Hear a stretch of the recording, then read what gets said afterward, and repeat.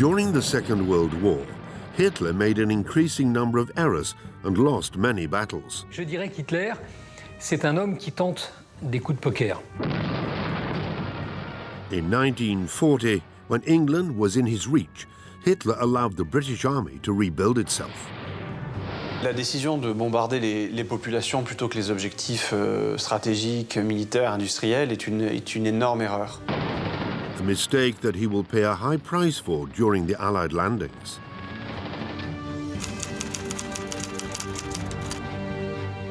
In 1942, in yet another bad decision regarding the Red Army, Hitler sends his troops into the cruel Russian winter. Les armées allemandes ne sont pas équipées en froid. Donc les pauvres gars claquent des dents, quoi. Hitler loses almost 1 million soldiers in what would be the real turning point of the Second World War. Hitler a perdu la guerre à l'Est. In 1944, he launches an unnecessary attack in the Ardennes. Cette contre-offensive, ces généraux n'y croient pas. C'était une offensive qui ne pouvait marcher que sur le papier. The only one responsible for this massacre, Hitler used up the last of his troops and opens up Germany's doors to the Allied forces.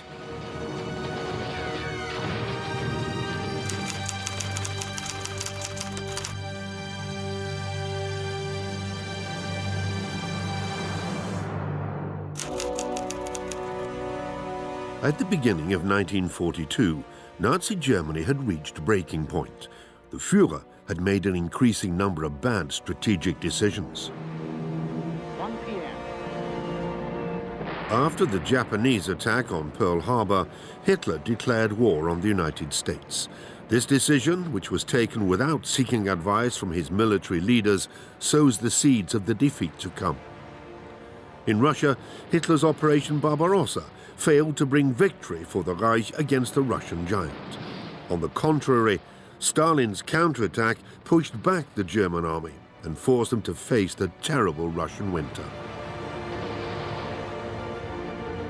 For Hitler, it's time to choose between the strategic withdrawal advised by his generals and the headlong rush driven by his insanity.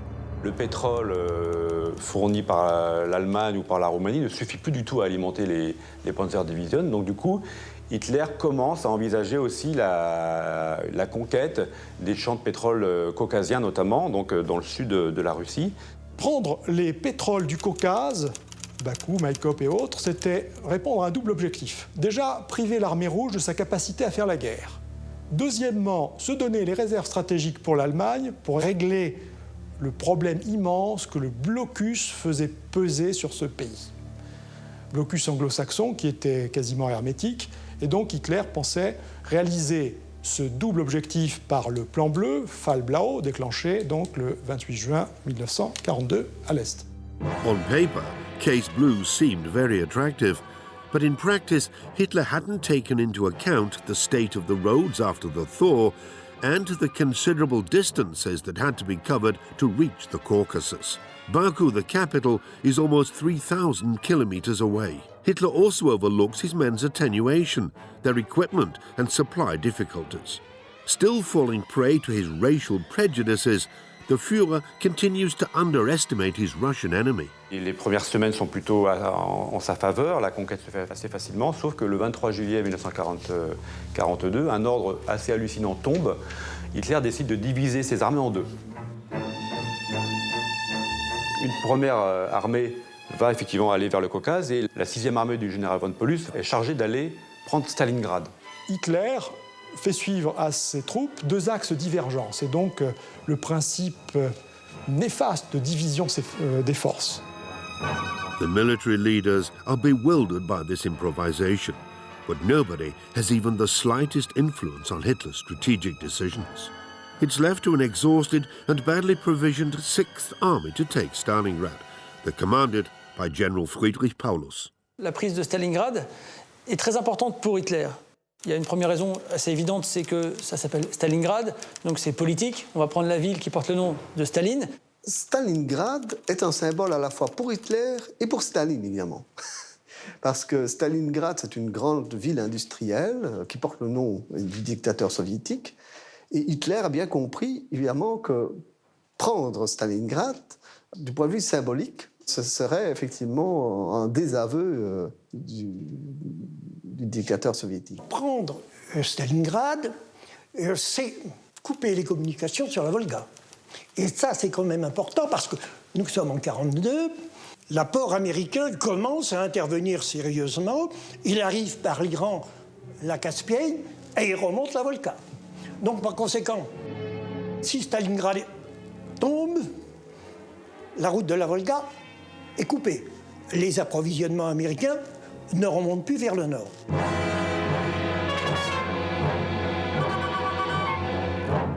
Le 23 août, au moment où les Allemands de Paulus, 6e armée, y arrivent, le soir même, déclenchement d'un bombardement. Un bombardement qui va avoir pour conséquence de transformer Stalingrad en ruine. L'ordre consistant à détruire tout ce qu'il est possible de détruire est un ordre qui est idéologiquement complètement cohérent. C'est-à-dire que ces gens sont des inférieurs, ils ont l'outrecuidance de nous résister, nous allons les réduire à néant. Voilà, pour résumer. Ce que Paulus ne réalise peut-être pas, c'est l'immense difficulté du combat urbain. Il est bien connu que les ruines pour la défense, c'est formidable. Lorsque l'on est dans une ville détruite, les armes fonctionnent différemment. Les armes effectivement utiles changent. Là où un char était très utile à découvert, il ne l'est plus dans une ville parce qu'à tous les coins de rue, il peut se faire détruire par quelqu'un d'un peu décidé, que ce soit avec un bazooka ou avec un cocktail Molotov, etc. Donc le combat change de nature. Il aurait mieux valu encercler la ville de Stalingrad et ne pas faire entrer l'armée allemande dedans. Les soldats allemands n'étaient pas habitués à la guérilla urbaine dans une ville démolie. Et donc, ils ont eu beaucoup de difficultés déjà tactiquement à s'adapter à ce genre de combat. Et les soviétiques, eux, de leur côté, ont mis des forces incroyables en face. Ils ont eu d'énormes pertes, mais ils voulaient absolument tenir. Donc, ça a été effroyable. For almost 2 months, Paulus keeps on increasing his attacks against an enemy who relentlessly defends every district, every building, every floor and every basement. Ils ne parviendront pas à la Volga. Il y a un quartier qu'ils ne parviendront jamais à prendre. Et donc les troupes soviétiques, elles passent la rivière et il y a toujours des renforts qui arrivent heure par heure. Il y a un régiment soviétique qui est démoli, il y a un autre régiment qui arrive constamment. Parfois, c'est dramatique parce qu'ils arrivent sur le front sans fusil. Donc, ils sont obligés, on leur dit, prenez le fusil des morts qui sont devant vous pour attaquer. L'armée rouge va y laisser des dizaines de milliers d'hommes. Les commissaires du NKVD, l'ancêtre du KGB, seront sans pitié. Tout soldat ou toute troupe qui veut reculer est abattu sur place. On citera le chiffre de 13 000 soldats abattus par les commissaires du NKVD. Donc, c'est pas rien. When the snow arrives in October 1941, the Germans again do not have the equipment they need for winter. With no significant reinforcements, untrained for urban warfare, and with poor supplies, the morale of the Wehrmacht troops plummets. Paulus se rend compte par des reconnaissances aériennes dès octobre que sur son flanc nord et sur son flanc sud-est, il y a de fortes concentrations soviétiques qui se font. Il est inquiet parce que sur ces deux endroits, ces flancs sont couverts par deux armées roumaines qui sont fort mal équipées pour la guerre en général et pour l'hiver en particulier. Il lui demande l'autorisation de faire effort pour pouvoir décrocher, car sinon, il va se trouver dans ce que les Allemands appellent un Kessel, c'est-à-dire un chaudron. Hitler va dire « Niet ». Non. On ne recule pas. On ne recule pas. C'est une stratégie de se reculer pour mieux réattaquer. C'est une stratégie militaire qui est vieille comme le monde. Et si on ne recule pas, on se fait manger. Si on recule, on refait ses forces et on peut réattaquer. On n'apprend pas ça au caporaux, quoi. On October the 14th, 1942, Hitler gives the strict order forbidding Paulus to retreat. His troops must stay in Stalingrad and win the battle at all costs. A month later, the Red Army launches a large-scale attack on 2 fronts around the city. Staline lance sa contre-offensive, il ne la lance pas sur Stalingrad même, où il y a le cœur des forces allemandes, mais il va étudier le dispositif allemand. Et au nord et au sud de Stalingrad, il y a des troupes italiennes et roumaines. Et les Russes vont fondre sur ces troupes italiennes et roumaines qui sont d'une moindre valeur militaire et qui vont céder plus rapidement et qui va permettre l'encerclement de Stalingrad. When, on the 23rd of November 1942, the Red Army joins both its sides, Paulus's 6th Army is caught in the trap. Une armée allemande enveloppée, ce n'était jamais arrivé, et donc Hitler donne l'ordre au Feldmaréchal von Manstein, provisoirement son commandement, de monter une opération de dégagement de Stalingrad par le sud. Von Manstein warns Hitler that he will only be able to create a corridor, allowing supplies to reach Paulus and enable him to escape. To do this, von Manstein's troops attack the Russians directly. But, anticipating this move, the Red Army launches a counterattack. Von Manstein is forced to withdraw before he is surrounded himself.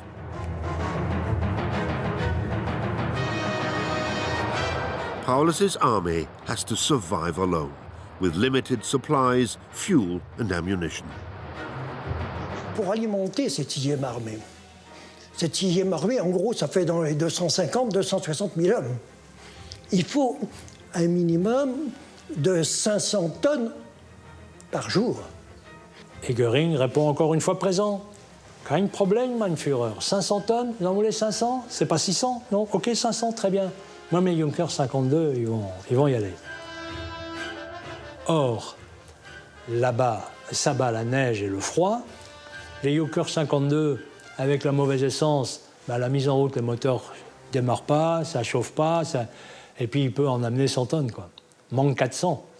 Donc, au bout de 8 jours, manque 3200, quoi. Hein. Le résultat des courses, c'est que la 6e armée, au sens vrai du terme, va crever de faim.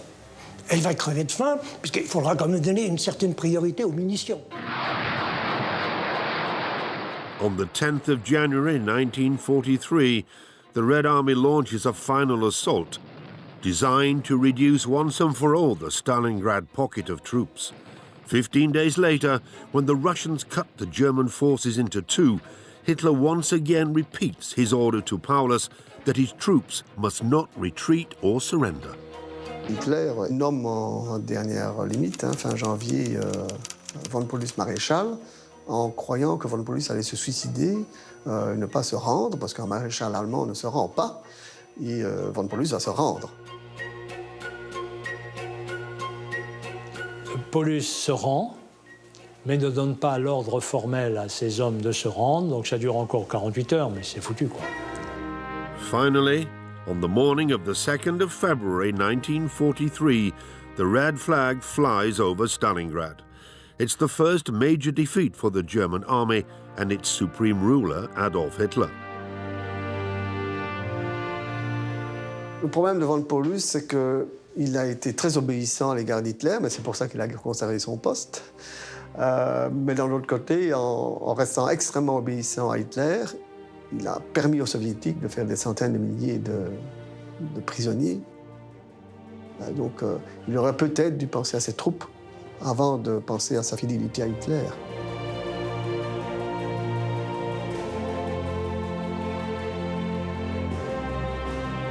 Je crois qu'une caractéristique de cette guerre en Russie, toute guerre est inhumaine, mais celle-ci l'est particulièrement. Les Allemands ont été affreux et les Russes leur rendent l'appareil. Ce qui veut dire que des 91 000 prisonniers de Stalingrad, il y en aura moins de 5 000 qui retrouveront leur pays.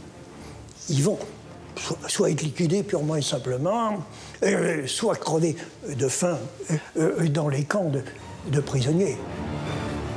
During Operation Barbarossa, the Germans lost 1 million men, either killed, injured, or disappeared. The Red Army lost twice as many, but it had 7 times as many men in reserve than the Wehrmacht. Depuis 39-40, on avait une armée plutôt conquérante, dans la victoire. Et là, on a vraiment un tournant, une bascule. Et cette bascule va continuer à s'opérer donc en Afrique du Nord à partir de l'année 43. While Hitler suffered his first loss on the Russian front, in response to his declaration of war, the Americans entered the conflict. Allied with the British, they had been making advances in North Africa. The President of the United States welcomed the Prime Minister of Great Britain. The gravity of the moment had brought them together. During the spring of 1942, when German domination was at its strongest, the Allies agree on the need to open a second front, as called for by Stalin, to support the USSR. This operation, known as Torch, must allow landings on the coast of North Africa. This would give the British and Americans a platform to land in Europe. To do this, they need to vanquish the elite troops of the Afrika Korps, which occupy Libya. L'Africa Corps, c'est une armée d'élite. L'Africa Corps n'est pas du tout négligeable. Il est commandé par Rommel, un général très populaire auprès de l'opinion publique allemande.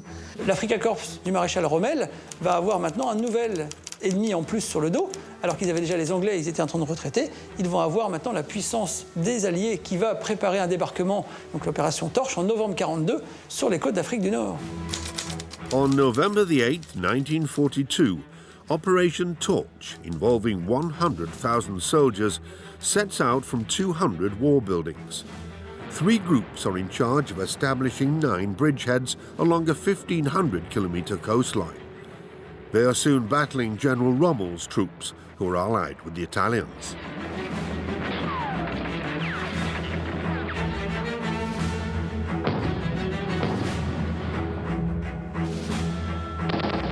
Rommel a été battu à El Alamein.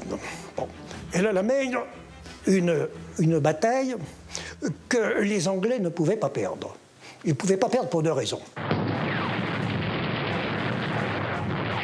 La première, qu'ils étaient au moins à 2, voire même à 3 contre 1.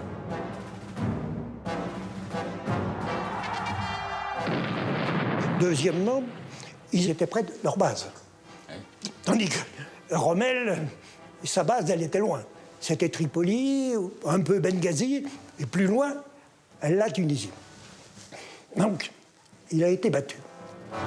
À partir de ce moment-là, les forces de l'Axe italienne et allemande qui se trouvent encore en Libye et en Tunisie sont combattues à l'est par la 8e armée britannique qui progresse en Libye et à l'ouest par les anglo-saxons associés aux Français. Ils sont encerclés, en fait, de plus en plus. Et à la fin, Rommel signale effectivement à Hitler la nécessité de rapatrier les troupes d'une façon ou d'une autre, ou en tout cas d'arrêter les combats. And in North Africa, Hitler makes the same mistake he made in Stalingrad. Once again, he persists and demands that his army hold their positions down to the last man. Il eût été préférable de quitter l'Afrique du Nord, de se replier en Italie, plutôt que de tenter de résister à tout prix, plutôt même que d'envoyer des renforts, comme Hitler le fait, en Tunisie. Thousands of young German soldiers who had just landed would be sacrificed in vain. La seule chose, c'est que Rommel est rappelé par Hitler, parce que Rommel est une figure très populaire en Allemagne, un des meilleurs généraux allemands, et donc il aurait été catastrophique que Rommel soit fait prisonnier. Little by little, the noose is tightening. The superiority of the Allies' equipment is overwhelming, and their blockades of artillery inflict serious losses on enemy troops. But the Afrika Korps continues with its suicidal counterattacks. The Tunisian mountains will become a graveyard for the majority of the German soldiers. Ceux qui avaient reçu ordre de se battre en Tunisie, se sont battus jusqu'au bout. Ils se sont battus jusqu'au bout. Lorsque la Tunisie a capitulé vers le 8 mai 1943, il y a eu 130 000 Allemands qui se sont trouvés prisonniers en Tunisie.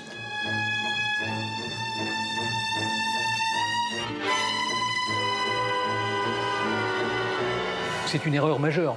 C'est une erreur majeure qui aboutit à une défaite terrible, à une quantité de prisonniers, non seulement italiens, mais également allemands, tout à fait considérable. J'ai tendance à penser que le désastre tunisien, le désastre de l'Axe en Tunisie, est probablement pire en matière stratégique et en termes de puissance militaire que ce qui se passe à Stalingrad. C'est symboliquement moins fort, c'est aujourd'hui moins connu, mais c'est un désastre qui est probablement pire pour les armes de l'Axe que ce qui se passe à Stalingrad. Il perd autant de troupes. L'Axe perd autant de troupes, sinon plus, en Tunisie qu'il n'en perd à Stalingrad. In May 1943, on the Russian front, the situation is no better. The Germans have been pushed back everywhere. Hitler wants to take the initiative after his failures in Moscow and Stalingrad. In Kursk, the opportunity for a counterattack emerges for the German military. A 150-kilometer pocket was created at the front line during the Russian attack in the spring of 1943. Les soviétiques ont formé dans le dispositif allemand ce qu'on appelle, selon qu'on le regarde, un saillant ou un rentrant, c'est-à-dire une grosse bosse. This salient has several important weaknesses in its defense. Hitler a eu l'idée de la percer par une offensive blindée majeure, de manière à encercler les armées soviétiques qui étaient dans cette poche et avoir une victoire. Le véritable objectif d'Hitler, c'est de faire encore de la communication. Car après Stalingrad, tous ses alliés, Mussolini compris, lui ont dit « il faut faire la paix avec Staline, maintenant on ne peut plus tenir ». Donc l'objectif politique d'Hitler, c'est de redonner confiance à ses alliés européens, et donc il veut montrer la puissance de l'armée allemande, notamment avec de nouveaux matériels en panzer, les tout nouveaux chars Panther, chars moyens, puissants, et surtout le tout-puissant Tigre qu'il a depuis quelques mois, et de chasseurs de chars géants éléphants. C'est vrai que le Tiger et le Panther étaient d'excellents chars. Les Allemands ont un passé de blindés excellent. Ça n'arrive pas aussi vite qu'ils ne le pensent. C'est ça le problème. Parce que il ne suffit pas de dire il n'y a qu'un faucon, quoi. Hein. Tout ça se passe très très loin des centres industriels allemands où sont produits ces chars, où sont produites ces armes, et il faut le temps de les acheminer. Et ce sont des choses que tout le monde oublie, mais il faut les mettre dans des trains, il faut que ces trains parviennent à progresser, malgré les partisans soviétiques qui commencent à devenir très très efficaces, malgré l'aviation soviétique, et donc tout ça prend du temps. General von Manstein is in favor of a quick attack. He wants to surprise and destroy the enemy, which is worn out from the last months of combat. Hitler disagrees. He wants to stall for time until the new, supposedly invincible tanks arrive. Il temporise, ça va arriver, mais si on perd un mois ou deux alors qu'on est au milieu de la toundra, c'est mortel. Voilà. On a perdu plusieurs semaines. En attendant, les généraux soviétiques qui étaient sur place, eux, étaient bien au courant qu'il y avait une offensive qui se préparait du côté allemand. Ils sont au courant, par les Anglais, de tous les axes d'attaque des Allemands. Dès le jour où le plan a été prévu par l'état-major allemand, les Anglais ont déchiffré Enigma et ont fait part d'une partie de ces renseignements aux Russes. Donc les Russes savent exactement comment les Allemands vont attaquer, où ils vont attaquer et avec quel type de force ils vont attaquer. Ils ont eu le temps de préparer le terrain par une défense en profondeur, avec des mines, avec tous les systèmes anti-chars, l'artillerie, etc. Ils se sont renforcés durant ce temps-là. Et donc c'est vrai que Hitler a déclenché l'offensive le 5 juillet 1943, trop tardivement à nouveau. On the 5th of July 1943, Operation Citadel began. There were sizable forces involved. 2 million Russian soldiers against 900,000 Germans. Even more impressive, 2,700 German tanks would face nearly 5,000 Soviet tanks, mostly composed of T-34 models. Ce sont des chars, entre guillemets, basiques, pas du tout sophistiqués, mais résistants et très bien servis par les tankistes soviétiques. De T-34, ils en ont à l'appel, des milliers, et ça y va, ça y va, ça y va. Et les pauvres gros Panther et Tiger qui arrivent, ben, ils sont morts avant d'arriver, quoi. Hein.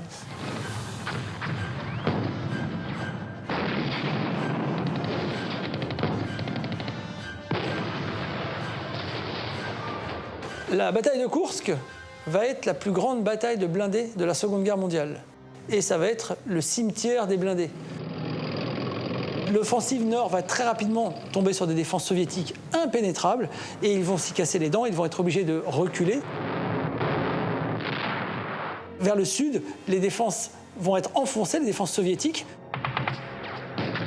Mais très rapidement, les troupes allemandes ne peuvent pas tenir, ils n'ont plus assez d'hommes, ils perdent un matériel fou et les soviétiques se renforcent de jour en jour. Les unités blindées allemandes combattent quasiment à 1 contre 2. Et donc très rapidement, malgré la valeur de ces unités blindées allemandes, le combat tourne à l'avantage des soviétiques.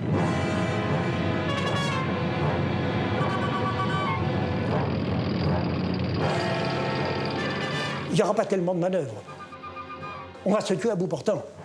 Ça va être, dans un sens, si vous voulez, un Verdun des chars. The loss at Kursk is another demonstration of Hitler's inability to lead his armies.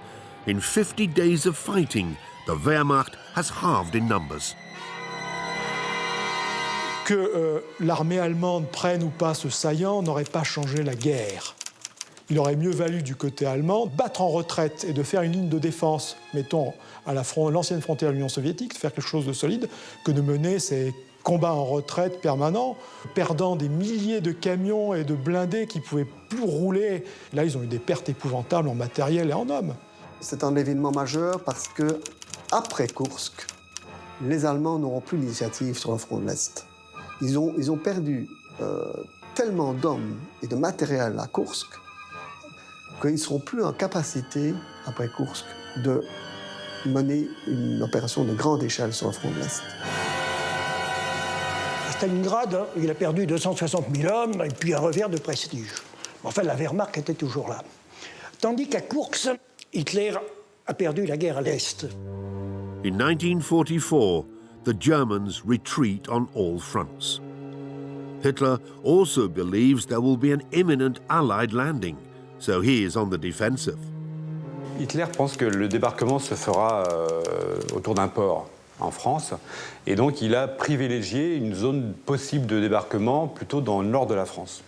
Et en plus, c'est là, entre Calais et Douvres, où la partie de la Manche est la plus courte, on a à peu près une trentaine de kilomètres, alors qu'entre Cherbourg ou Caen, il y a à peu près 120 kilomètres. Donc les Alliés ne vont pas être fous. S'ils partent d'Angleterre, ils partiront de Douvres. Hitler pense que les armées américaines alliées vont débarquer dans le Pas-de-Calais. Et pour ce faire, il met les Panzerdivision très bien armées à Lille et dans la région du Nord, en face du Pas-de-Calais, quoi, en gros. Cette cécité sur le lieu va être une erreur stratégique d'importance, puisque pendant longtemps, cette 15e armée allemande va être utilisée à défendre des côtes contre un envahisseur qui ne viendra jamais.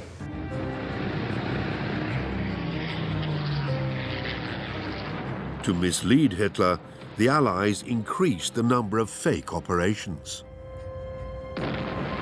Il y a eu des bombardements importants dans le nord de la France, peu avant le débarquement de Normandie, pour faire croire. Il y a eu des agents doubles en Angleterre qui ont envoyé des messages au commandement allemand disant que le débarquement se ferait bien dans le Nord-Pas-de-Calais ou sur la côte belge, enfin bon, avec des renseignements contenant des aspects vrais et des aspects faux. Hitler falls into the trap.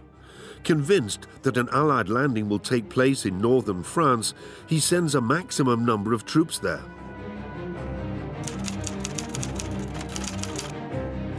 When Operation Overlord begins on the 6th of June 1944, the first wave of the Allied attack doesn't land in the Pas-de-Calais.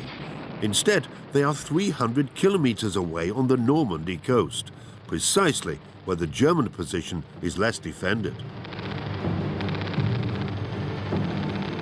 Given the seriousness of the situation, the German military leaders must urgently redeploy the panzer divisions to face the Allied troops. They must call Hitler. Only he can give the order. 6 juin 1944, incroyable, Hitler s'est couché à 4 h du matin et il ne faut pas le réveiller. Le matin du 6 juin, on n'a pas le droit de le réveiller. Von Rundstedt, qui est commandant du Grosse Paris, insiste, mais on lui répond « Non, non, non, sous aucun prétexte. » Mais oui, mais il faut me lâcher les divisions qui sont... Non, non, non. The hours go by, and the waves of Allied attacks keep coming one after another. Il va se réveiller qu'à 10 heures. Les opérations sont déjà extrêmement engagées. Il faut prendre des décisions tout de suite. Tout est bloqué. Hitler est le seul qui a la main pour bouger les divisions de Panzer.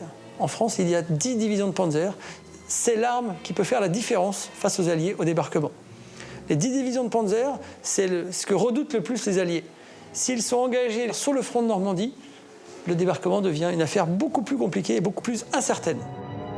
When informed of the Allied landings, Hitler refuses to reverse his judgment and still thinks that the Allies are trying to manipulate him. Il dit c'est pas vrai quoi. C'est pas vrai.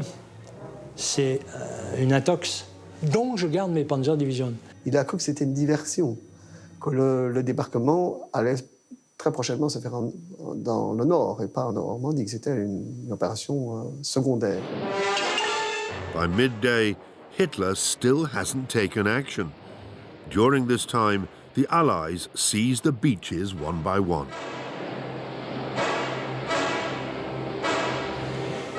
Rundstedt donne l'ordre de mise en route. Ils partent. La grande chancellerie rappelle en disant « Zurück, demi-tour ». Il n'est pas question. Et pendant ce temps-là, les partisans, enfin nos FFI font sauter les ponts. Et quand Hitler se rend compte vraiment qu'il faut y aller, les trains sont obligés de descendre jusqu'à Montargis, Sens, pour remonter, parce qu'il n'y a plus de pont sur la Seine. Eh oui. Hitler va retenir 7 divisions de Panzer dans le Nord-Pas-de-Calais et il va seulement en envoyer 3 en Normandie. 70% de ces chars vont rester l'arme au pied pendant que les combats se dérouleront en Normandie. Ça va permettre aux Alliés de renforcer tous les jours cette tête de pont et d'assurer la libération de la France et de l'Europe. Si Hitler n'avait pas dormi ce matin-là et s'il avait accepté d'écouter ces généraux, ces maréchaux dont c'est le métier, eh bien, il aurait donné l'ordre. Dans les 48 heures, les Panzer Division étaient en face d'Omaha Beach. Eh bien, peut-être que les Alliés seraient repartis, auraient rembarqué, quoi. Hein. C'est de la politique fiction. N'empêche que. The military climate continues to deteriorate. Some dignitaries think that the time has come to make Hitler pay for his errors that have been so costly to the German army.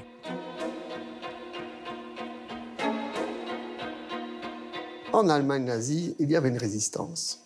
Il y a une résistance allemande à Hitler en Allemagne nazie, y compris dans l'armée, de gens qui en 39-40, croyaient en Hitler. That's why on the 20th of July 1944, some of those involved in the putsch launched Operation Valkyrie.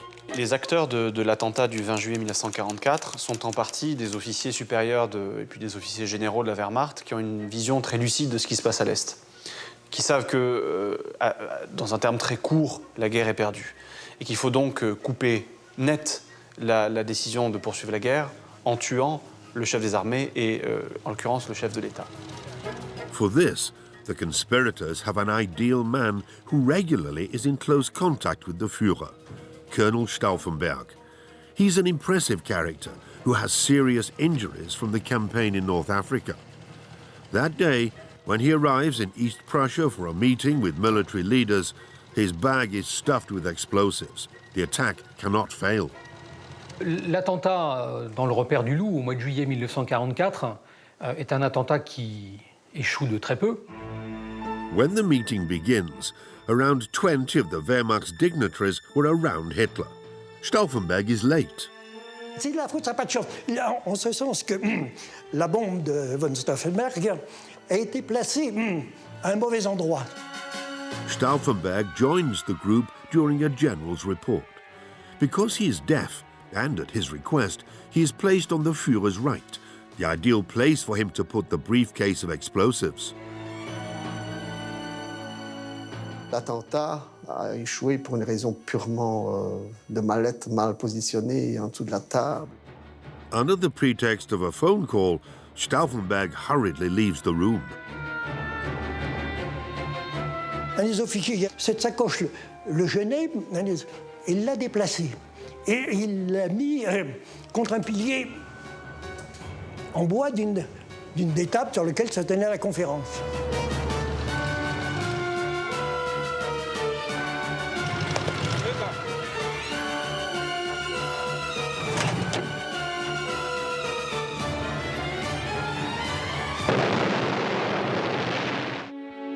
The explosion entirely blew out the building, but the conspirators failed in their assassination attempt.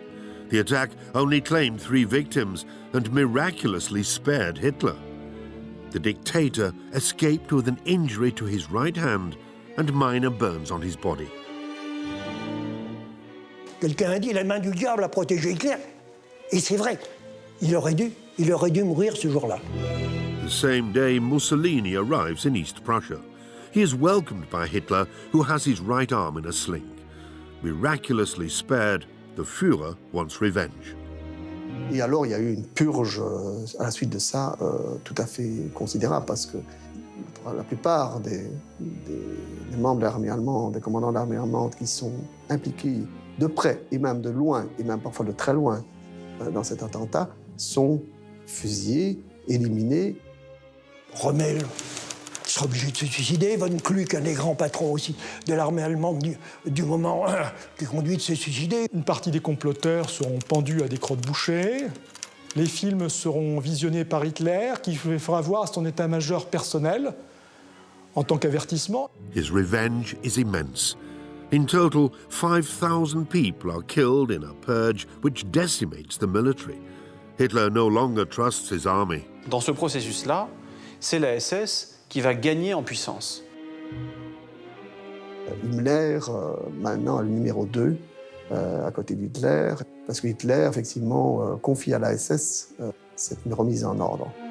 Et ça va avoir des conséquences dramatiques sur l'état du front, puisque plus que jamais, à partir de l'été 1944, le mot d'ordre va être un mot d'ordre idéologique, il faut tenir.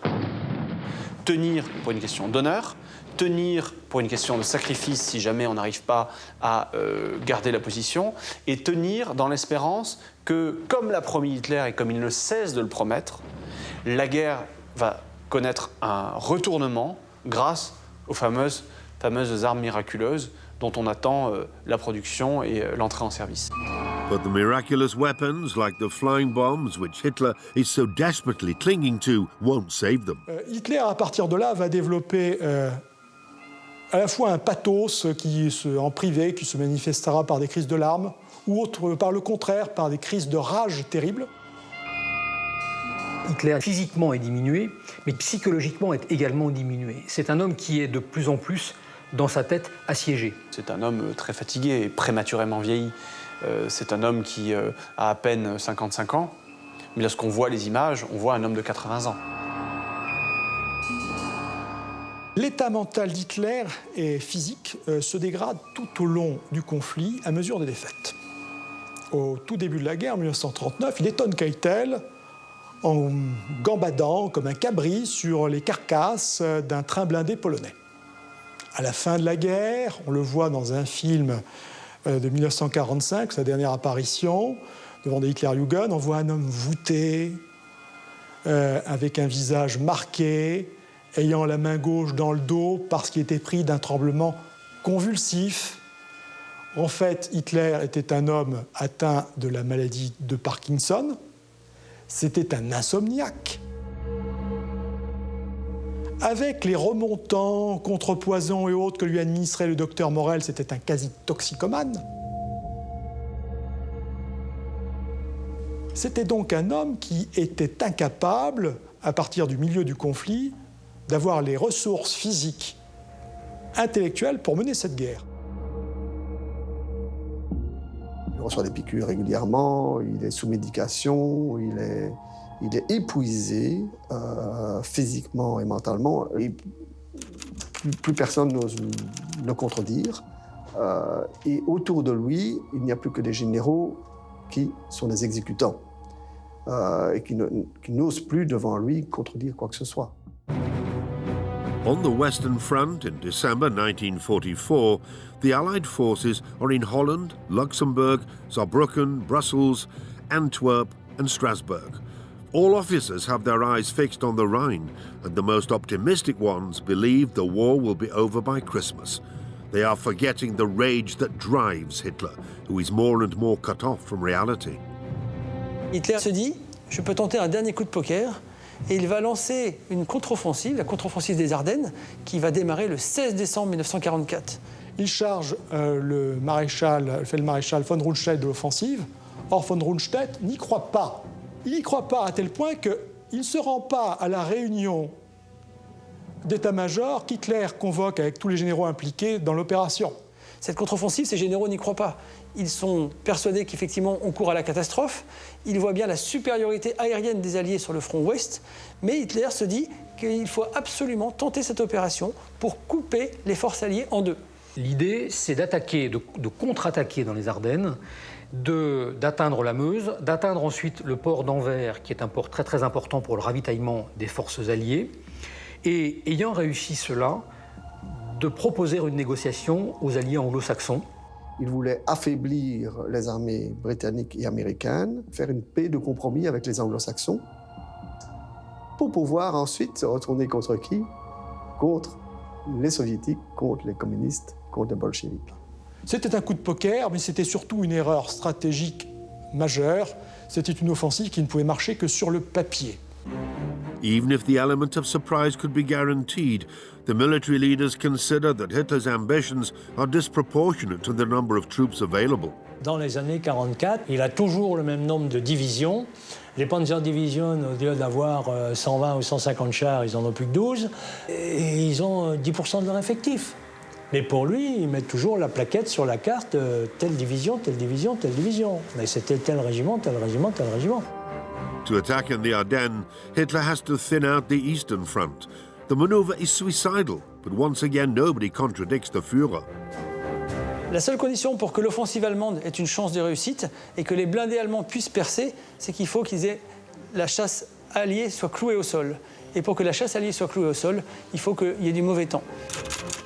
On the 16th of December 1944, the weather is favorable to beginning Operation Wacht am Rhein.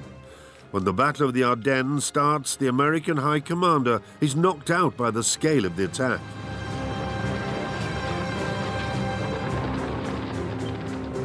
Dans un premier temps, ça réussit quand même assez bien. Ils parviennent à bousculer quand même les armées américaines, notamment qui sont sur ce front. Ils sont en repos parce que les généraux américains avaient estimé que vraiment les Ardennes étaient imprenables, que les chars ne pouvaient pas passer par là. À nouveau, la même erreur qu'en 1940. Overwhelmed in many areas, the American GIs surrender in hundreds to the Germans.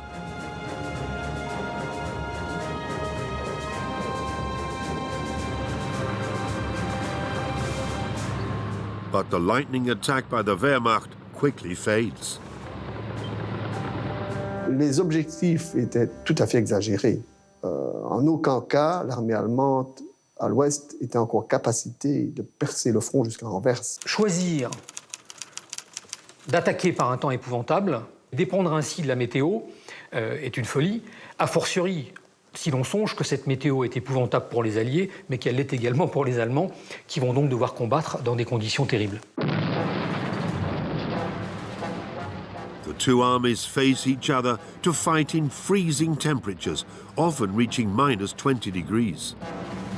Le terrain étant rendu soit neigeux, soit bourbeux, les derniers chars, comme les chars de 70 tonnes, étant trop lourds. L'offensive a été freinée par les embouteillages, car le savoir-faire qu'avait manifesté l'armée allemande en 1940, où elle avait su gérer ces embouteillages, n'existe plus. On the 22nd of December 1944, only 6 days after the start of the attack, the German army began to run out of ammunition and especially of fuel. Le haut commandement de la Wehrmacht sous-estime par 5 les besoins en carburant. Le carburant va manquer. Le carburant manque déjà, c'est-à-dire que lorsque l'attaque est lancée, il n'y a à disposition que la moitié du carburant nécessaire pour atteindre les objectifs assignés aux forces allemandes. L'autre moitié devra être conquise sur les Alliés, ce qui est quand même un pari complètement incroyable.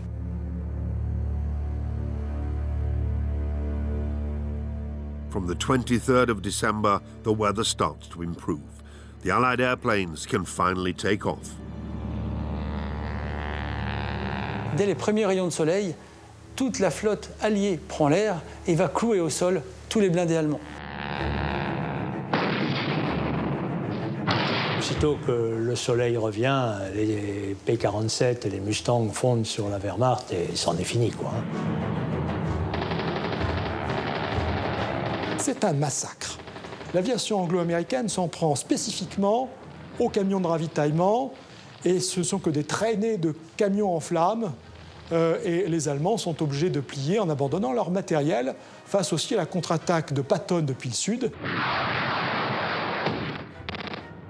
et une contre-attaque britannique qui s'annonce aussi depuis le nord contre des troupes allemandes composées soit d'unités d'élite très motivées, mais surtout de plus en plus de Volksgrenadier, c'est-à-dire de gamins inexpérimentés, un peu terrorisés, mal habillés et ne sachant plus progresser comme leurs aînés de 40.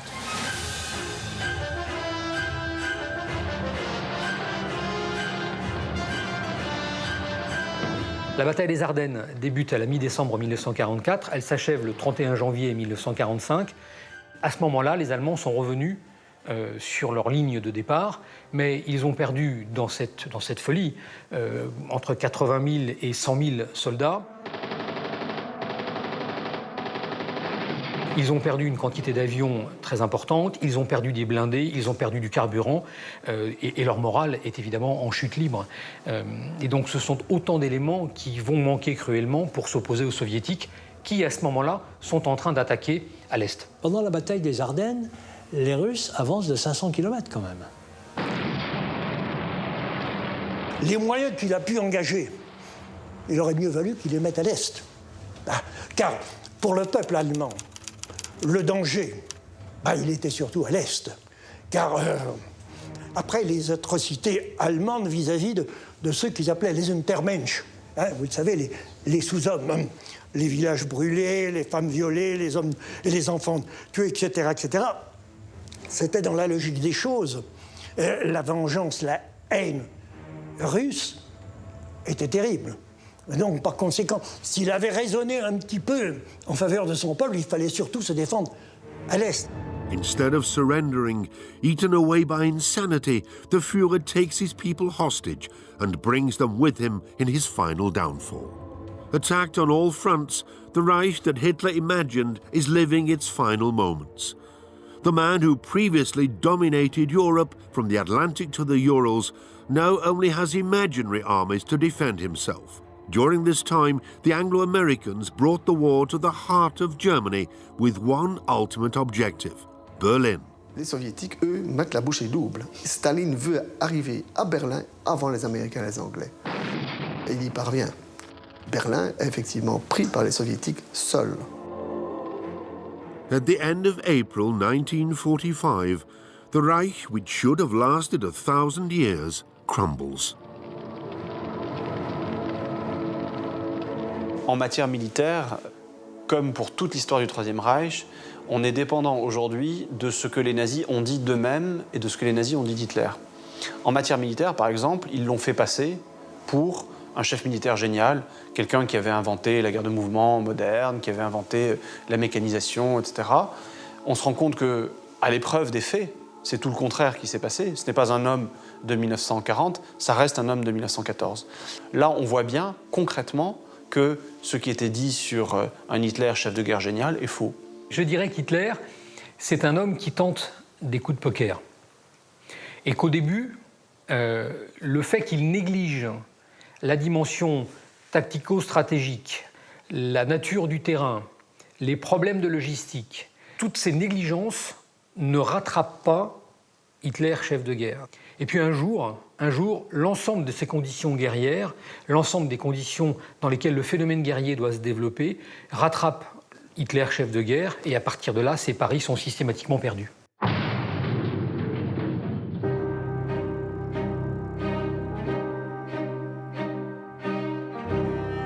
Finalement, son ultime stratégie, c'est celle du suicide. Suicide du peuple allemand, suicide de son entourage proche dans ce bunker sordide, écrasé par l'artillerie soviétique.